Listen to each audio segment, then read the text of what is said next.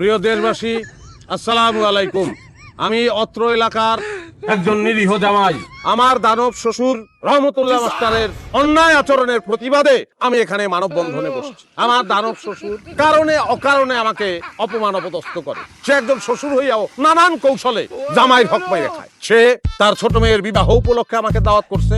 আমি সেই দাওয়াতে অংশগ্রহণ করতে আসছি সাদা মনে। আমার সেই সাদা মনে সে কাদা ছুঁড়ে মারছে, আমাকে অপদস্থ করছে। আমি অত্যন্ত দুঃখ পাইছি। দুঃখে কষ্টে জর্জরিত হইয়া শোকাভিভূত হৃদয়ে আমি আত্মহত্যা করার চিন্তা করছিলাম। কিন্তু আমার ভালোবাসার স্ত্রী, তার প্রতি আমার ভালোবাসা, আমার প্রতি তার ভালোবাসা, এই ভালোবাসার প্রতি শ্রদ্ধা জানাইতে গিয়ে আমি সেই কাজটা করি নাই। প্রিয় দেশবাসী, আমার এই জালিম শ্বশুরের বিরুদ্ধে আজকে আমার এই আন্দোলন। আমি আপনাদের কাছে বিচার দিচ্ছি, আপনারা এর বিচার করবেন আশা করি। এই পর্যন্ত আমি আমার দাবি আদায় করতে না পারবো, আমার মান সম্মান উদ্ধারের দাবি আদায় করতে না পারবো।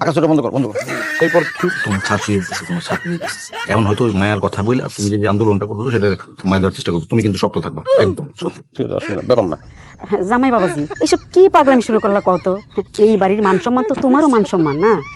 গেটের বাইরে তুমি এইসব করতেছো, এটা তো আমাদের জন্য ভালো না। না আমার সময় আসলে অতিক্রান্ত হয়ে গেছে। আপনি যেই কথা এখন বলতে আসছেন, এই কথা আরো আগে বললে এই জিনিস কিন্তু সমাধান হয়ে যায়। আপনি সেটা কিন্তু করেন নাই। আপনার কাছে এখন মনে হইতেছে যে মান সম্মানের ব্যাপার। কার মান সম্মান? না আপনার স্বামীর মান। আমিও তো কারো না কারোর স্বামী, আমার তো মান সম্মান আছে, আছে না?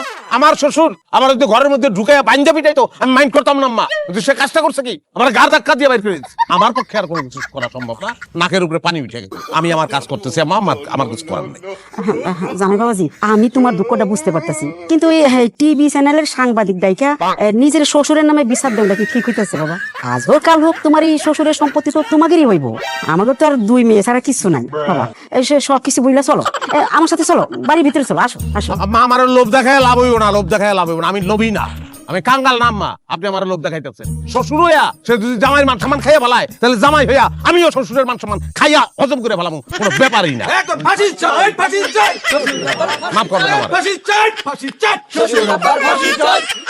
শ্বশুর আব্বার ফাঁসি চাই, শ্বশুর আব্বার ফাঁসি চাই, শ্বশুর আব্বার ফাঁসি চাই, শ্বশুর আব্বার ফাঁসি চাই, শ্বশুর আব্বার ফাঁসি চাই।